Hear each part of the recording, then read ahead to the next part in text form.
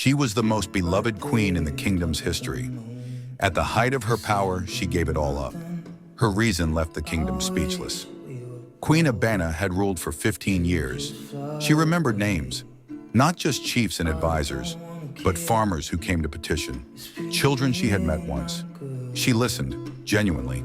She built schools, ended 3 conflicts without war, fed the southern villages through 2 droughts. The kingdom loved her, with trust, not just ceremony, actual trust. Then one ordinary morning, she called the full assembly. She came in full regalia, as magnificent as she had ever looked, walked to the center, and spoke. I have given this kingdom everything I had, every morning, every decision, every thought, for 15 years. And the kingdom, in return, gave me something I did not expect. Clarity about what I have always wanted. That is not this. When I was a young girl, before all of this, I wanted to be a teacher, in a small school, with children. I set that aside when duty called, and I do not regret it. But the kingdom is stronger now than when I came. It does not need me, and I have decided that a life fully lived is worth more than a position perfectly held. I am returning the crown, with gratitude, with love. She reached up and removed her crown and placed it carefully on the throne. Not thrown, not dropped, placed with the care of someone who has loved something and is releasing it with that love intact. The kingdom erupted. Chief Advisor Kofi, you cannot simply leave. I can, Abena said. The council is capable. That is my last gift, that the kingdom does not need me. In angry voice. This is abandonment. Would you say the same to a farmer who retires? A healer who has trained her successor? A ruler who has no life outside their role eventually loses themselves in it. I am leaving while I am still myself, so that what I give this kingdom, even in leaving, is a whole person, not a depleted one. Then Elder Akua sat down on the ground and wept, not from sadness, from recognition, from hearing the things she had always known said out loud for the first time, by someone with the courage to say it.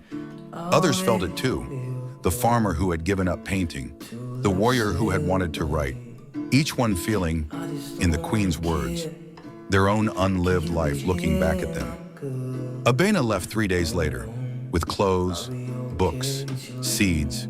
She walked to Umkran, a small village with a school that had no teacher. She arrived without announcement, as simply the new teacher. She listened to children the way someone listens when they have spent 15 years listening to everyone and not lost the habit. She planted a garden where children grew things with their hands in soil, understanding they were part of something larger. She was, in that small school, the happiest she had ever been. Not because teaching was easier than ruling. It was not, but because it was hers, chosen by her, for herself. And a chosen life, even a difficult one, has a quality that an assigned one does not, no matter how well you perform the assignment.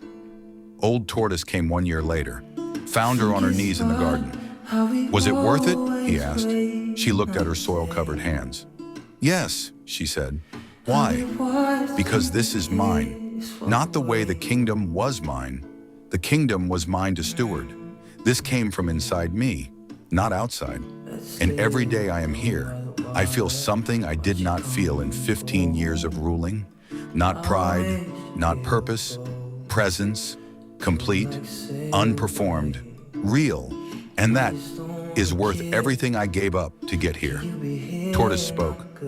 There is a thing the world asks of us, a role, a version of ourselves that is useful, and service is not nothing.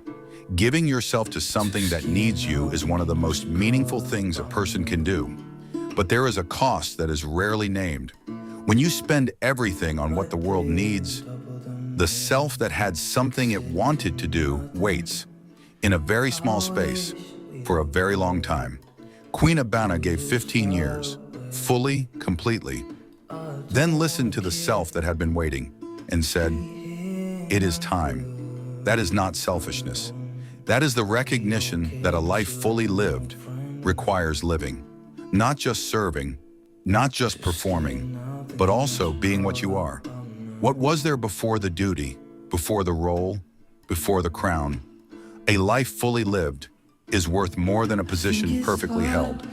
Whatever you are holding, whatever self has been waiting in a very small space, ask yourself how much longer before it is too late, and choose, while you can still choose, while the thing you want to do is still alive in you. Because the saddest thing is not giving up the crown. The saddest thing is forgetting why you ever wanted something else. Subscribe to Africa Untold, where every story carries a lesson. Stay wise, stay strong. Africa Untold.